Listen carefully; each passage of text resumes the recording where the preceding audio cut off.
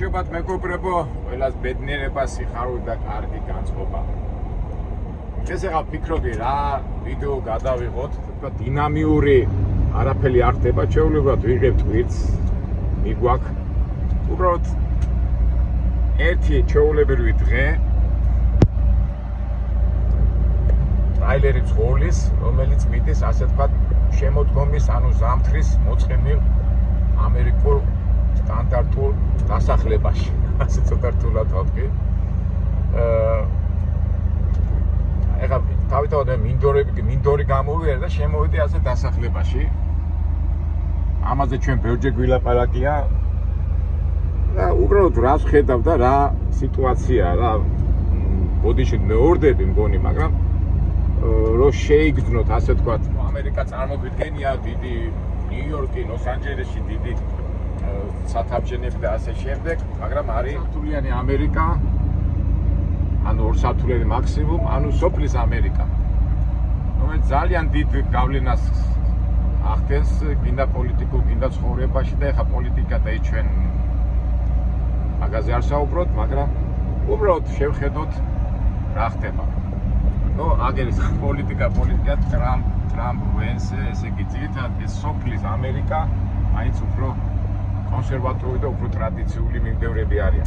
ნუ ეხლა მე სად ვიმყოფები, მე ეხლა ილინოისში, უძველესი ერთ-ერთი ყველაზე ძველი შტატი, ძირითადად სოფლის მეურნეობის რაიონებში ვართ ეხლა ჩვენ. აი როგორ მოხდულია ხო? ემზადებიან ზამთრისთვის. მარცხნი მარჯვნი. აქეთ გადამამუშავებელი ფაბრიკა, სავარაუდოდ რაღაც სიმინდი მოყავდა იქ ამუშავებენ. და ვინაიდან მე თემა არა მაქვს და ასე თქვათ, ცოტა მოვიკოჭრე თემაში, მე გადავწყვეტე რომ როგორ ჩვეულებრივად, ნატურალურად ვიღებთ უკვე თქვენ ფიქრები ჩართეთ ამ ხედვებში, რასაც ჩვენ დავინახავთ და რაღაც იდეა და იმას არ ვიტყვი. უბრალოდ როგორც შემეცნებითი ის ჩავთვალოთ ასე ტური. ეხლა ტვიტი მოვიტანე ერთი საათის წინ, გადმოვიტვირთე. იმდენად ის იყო, რაღაც ავეჯის საამქრო იყო, გადმოვიტვირთე და მეთქი რა გადავიღო და მოიცით აი იუთუბერზე არ ვამბობ, აი ადამიანი რო შეეჩევა გადაღებას, მე ფილმი გაგირბის ტელეფონისკენ, მაგრამ რა გადავიღო და მეც ახლა ამ სიუჟეტს დავარქოთ, უბრალოდ გადავიღოთ ჩვეულებრივი სამუშაო დღე და სოფლის მეურნეობის, ასე ვთქვათ, პროვინციებში და რაიონებშიც. იმის იმედით რომ რაღაცა საინტერესო შევხვდეთ, მაგრამ რაღაც ისეთი პერიოდი ჩანს რომ საინტერესო არა, მაგრამ ყოველ შემთხვევაში ამ უბრალოდ ყურებაში უკვე ხვდები და წვდები ასე ვთქვათ სიღრმეებში ამერიკული ცხოვრების სტილში. ეხლა ამერიკული ცხოვრების სტილში რომ ჩაწვდე, პირველ რიგში ადამიანებთან უნდა გქონდეს ურთიერთობა, ხო? დაელაპარაკები, რაღაც კითხვას დაუსვა და ბუნებრივად კონდა შედიხარ, მაგრამ ამაზეც ძალიან ბევრი გვილაპარაკია, ვინაიდან ვიდეოს რო დაინახავენ და იმას რაღაც ცოტა იძაბება, მეც ვიძაბები, მაგრამ ჩინაგანაც ყოველთვის მინდა რომ აი რაღაც საუბრები, რაღაც გუღია საუბრები იყოს და იმედია მოხდება ასეთი რაღაცა და ჩვენ ვიდეოებს და ასე თქვა ასეთ მოგზაურობას უფრო ღირებულ და ფასიანს გახდეს. სანამ ასეთი ვარიანტი ჩაგვარდება, აი ესე დავთქვეთ თუ როგორ ვთქვა, შევიცნოთ აგერ მიმდინარე ასე თქვა ცხოვლის ჩვეულებრივი სამუშაო დღე. ნუ მე ისე თქმა რომ თქვენს ტოვებთ თქვენ ფიქრებთან, თქვენ აზრებთან, რომელიც რაც მოგდით თქვენ ახლა თავში, რასაც ახლა ხედავთ. მე ცოტა მეორე, მესამე ასე უკან გავიხევი რა და თქვენ დაგტოვებთ ამ ესეთი პეიზაჟების და ხედების წინაშე. მეც რა თქმა უნდა თუ რაღაც აზრი მომივიდა და დავინახე, მეც რა თქმა უნდა დავამატებ. ვიტყვიან გავითი შეხა სხვა საქმეებით რო ვიყავი დავყავებული, კითხები, ჩვენი ვიდეო რო შეივსოს, მოდი მეც ახლა რამდენიმე კითხვა ამოვწერე და კითხებით ამ პეიზაჟის სიარულში კითხვებზეც პასუხს გაგცემთ. ამ კითხავს ხშირად მეკითხებიან, როგორ ფიქრობთ აკაკი, ტრამპი რო გახდება პრეზიდენტი, ემიგრანტების ბედი როგორ იქნება? ყველას გამოყრიან, არალეგალებზეა საუბარი. არ ამგონია, იმიტომ რომ ამერიკა ემიგრანტების და წამოსული ხალხის ქვეყანა. უბრალოდ ტრამპა როგორც ათქვა, დაამყარებს წესებს, ეხლა სულ გამოყაროს ემიგრანტების გამორიცხული, იმიტომ რომ ემიგრანტებმა ააშენეს ეს ქვეყანა. უბრალოდ ადრე ჩამოდიოდნენ ემიგრანტები და ყოველთვის იყო რაღაცა წესი. უბრალოდ ამ ბოლო 5-6 წლის განმავლობაში ეს წესები აირია და უპრაგონოდ შემოდიოდა, ავიცი და ამაში ბევრი იყო კრიმინალი, ნარკო დილერები, მაჭრები და აი მაგათ ჩემი აზრით, მაგათ უკვე დეპორტაციას გაუკეთეს. ეს ჩემი აზრით არის, თორე თუ შენ ადამიანი შრომისთვის ხარ წამოსული და ინდა შენი რაღაცა აქაური წესებით, სიტყვაზე შრომის წესით არ არღვევ, ჩვეულებრივ ღებულობ აქაური კანონები და ამ ქვეყნის კანონებს რა უფლება და რა იურიდიულად აქ მორალურად ეს არ მოხდება. აქედან გამომდინარე, თავისთავად ეხლა ვინც არ ღვევს კანონებს და კრიმინალია და 1000 რაღაცა მაგათ დაქმებულება გაქვს, თორემ ემიგრანტებს ასე მიადგეს და დავაი წადეთ. უბრალოდ წესრიგში მოიყვანს ყველაფერს რა. მე ასე მგონია და მჯერა კიდევაც რა. ეს კითხვა ტრამპს უკავშირდება, მაგრამ ესე იგი, ბატონო აკაკი, ტრამპი რომ მოვა თქვენი ბიზნესი, სატრანსპორტო ინდუსტრია როგორ სახეს მიიღებს? სხვათა შორის, ხო, ეს კითხვა ცოტა ისეთია რა, კომპლექსური, მე ვიტყვი რომ მოდი ორ ნაწილად გავყოფ, იმიტომ რომ ეხლა სატრანსპორტო ინდუსტრია, ანუ ამერიკის ბიზნესი, ეხლა მე ცოტა მიჭის, იმიტომ რომ ბიზნესი და ეკონომიკა კაპიტალისტური სამყაროს აქვს თავისი წესები, კაპიტალისტური სამყაროს ბიზნესი. ეხლა რას იზავს ტრამპი და როგორ იზავს თავისთავად ეხლა რაღაც ეკონომიურ ზომებს კი მიიღებს, ჩვენ ხშირად გვილაპარაკია ამ თემაზე. თავისუფალ ლიბერალური ეკონომიკა, რომელიც ეს დემოკრატები აწვებოდნენ, აი ჩემი კურსი და ჩემი იქიდან გამომდინარე, მე გახსოვთ ალბათ ხშირად ვამბობდი ხოლმე, რომ ეხლა ისე ამდენი ემიგრანტები და ის რომ შემოვიდნენ, არა მარტო ამ სატრანსპორტო ინდუსტრიაც არ ყველგან ფაქტობრივად 5 კაცის საქმეს აკეთებდა 30 კაცი. აქედან გამომდინარე ფასები იყო დაბალი, გინდა ხელფასი, გინდა ის და გინდა ასე და ნუ კომპლექსში იყო მთლიან ქვეყანაში სხვადასხვა სფეროებში რა. ეხლა ვისაც ეკონომიური განათლება აქვს, ის მიხვდება, ეხლა მე რასაც ვამბობ, არის სხვადასხვა მიმართულებები, მაკრო, მიკრო, ლიბერალური, კონსერვატორული, კაპიტალისტური, ეხლა ასე დაწვრილებთ ყველაფერს ვერ აგიხსნით, მაგრამ აი ეს დემოკრატები რო ლიბერალურ ეკონომიკას აი თუნდაც რაღაც ჩვენთან რო არის გირჩი ჯაფარიძე რო იძახის კაცო ბაზარი დაარეგულირებს ყველაფერს და რაღაცა რომელიც ლიბერალში თავისუფალი ბაზარი დაარეგულირებს ყველაფერს, ეს ბაზრის დარეგულირება საკმაოდ მტკივნეული თემაა რა, მიუშვას იძახი და ზოგიერთ სახელმწიფო უნდა ჩაერიოს, იმიტომ რომ მიუშვა ყველაფერი არ გამოვა რა. აი ახლა მაგალითად აი ესე სამაგალითო მაგალითს გეტყვით, გახსოვთ აი საქართველოს დამოუკიდებელი რო გახდა, მიწების გაყიდვა დაიწყეს რა, მგონი ახლაც კიდევ ახლა რაღაც შეზღუდეს და ნუ ჩვენ ამბავზე ვიძახი საქართველოს რაც ხდებოდა და ინვესტიცია არაბები შემოვიდნენ, გახსოვთ და ყველაფერს უყიდულობდნენ და მე ჩვენ მთავრობამ მე შევანაძეს დროს ვიძახი, მე არ ვიცი ხო, მე შეწყვიტეს, იმიტომ რომ ეხლა ის ჩვენ ქართველს არა გაქვს ფული სიტყვაზე 10,000 გა და იმ არაბს აქვს $1,000,000 და ნებისმიერ დროს ამ მიწების ყიდვა დაიწყეს, გახსოვთ?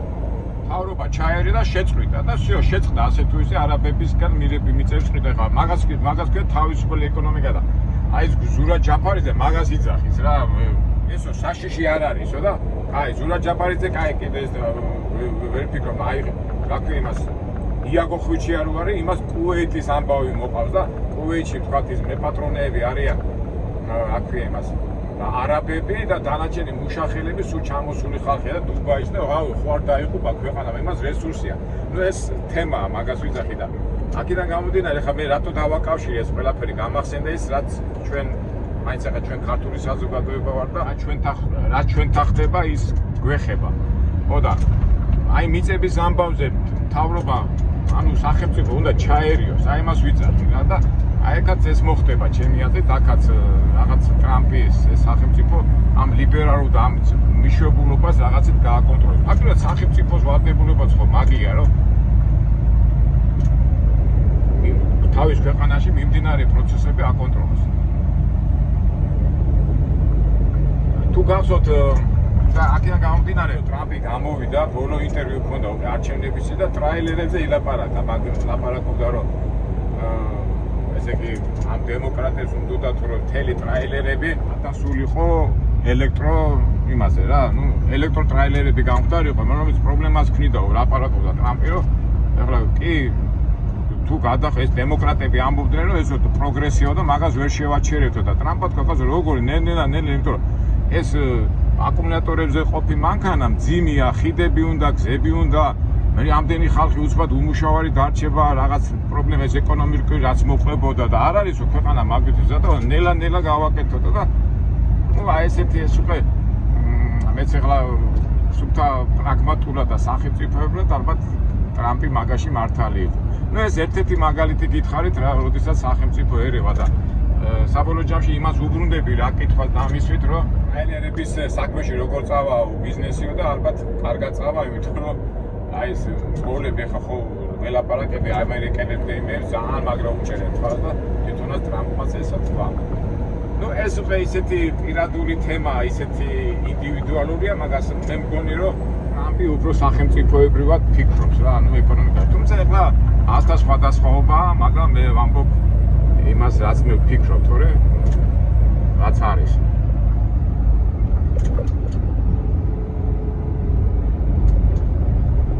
ჩემი აზრით, ტრაილერის ბიზნესი კარგად იქნება. ეს რა კაი კითხვა, ესეთი კითხვები მომწონს.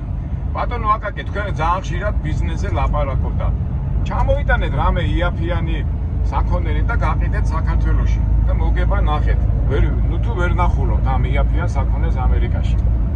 მათგან შორის ჩემი ამერიკაში წამოსვლის ერთ-ერთი მიზეზით მაგი იყო, გახსოვთ არბა ვაჭრობა რო იყო ხოლმე, იქიდან წამოიღებდი, აქეთ გაკიდედი, შუამავლობაში კურსს მოიგებდი და ეს საბუთი, ხო იცით, ამერიკული საბუთი საზღვრების გარეშე რო დადიოდი მთელ მსოფლიოში, ამის გამოყენება მინდოდა. მაგრამ ხმები მე ასე 2000, 2005, 2006 წლებში და დარბოდი ამერიკაში, ხან იაფიან ხორცს ვიპოვიდი, ხან რა ქვია ფქვის, ხან ისა და მე ვაკავშირებდი ჩვენ თბილისში რომ საწყობები იყო რა.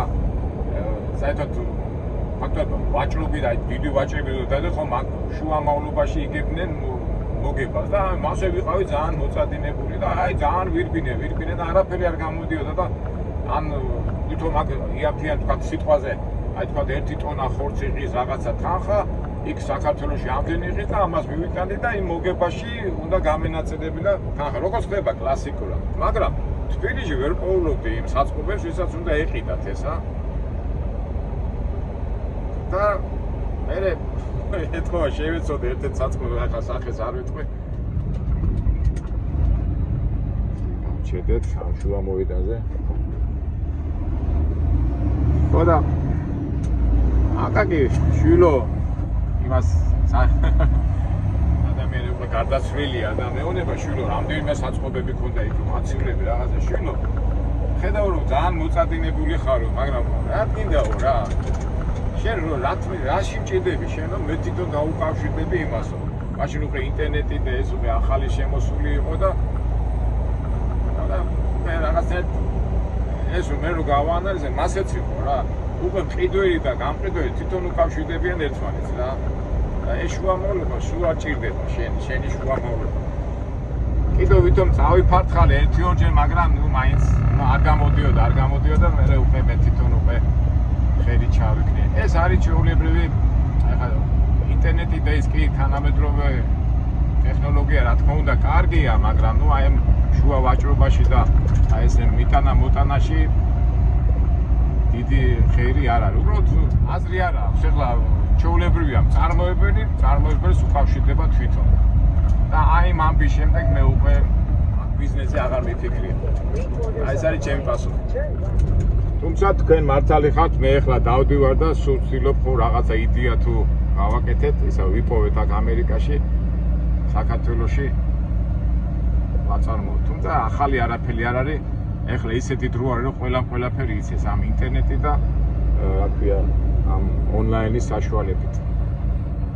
თუმცა მაინც სანამ ადამიანი ცოცხალი ხარ, რა თქმა უნდა, ბოლომდე მაინც უნდა იბრძოლო და ჩვენც იმის იმედით ვართ, რომ რაღაცა საინტერესოს ესეთ კომერციულ ასს და საქმიანობას ვიპოვეთ. ერთ დასახლებაში მოვედით. მეგობრებო, თქვენ ხო ფიქრობთ, რასაც უყურებთ ამას? პატარა დასახლება და ისევ წავედით მერე ტრამალებში.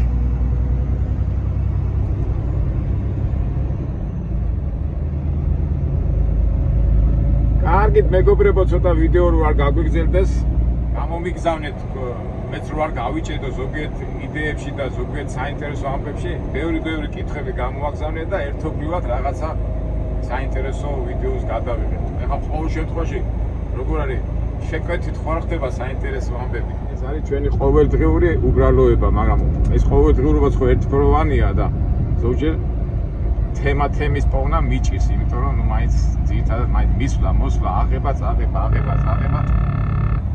ეხლა გქონდეს იმის საშუალება, რომ წავედით იქ, აქ წავედით და ხო ეს ყველაფერი ფინანსებთან არის დაკავშირებული. აბა თქვენ გამიგებთ მე რასაც ვამბობ მეგობრებო და აქედან გამომდინარე შეძლებთ და გვარად გამოუშვით თემები და მე შეძლებთ და გვარად ტრაილერის ღორის პოზიციიდან და იმ პოზიციიდან რასაც ქვია ეხლა ჩვენ რა მდგომარეობაშიც ვართ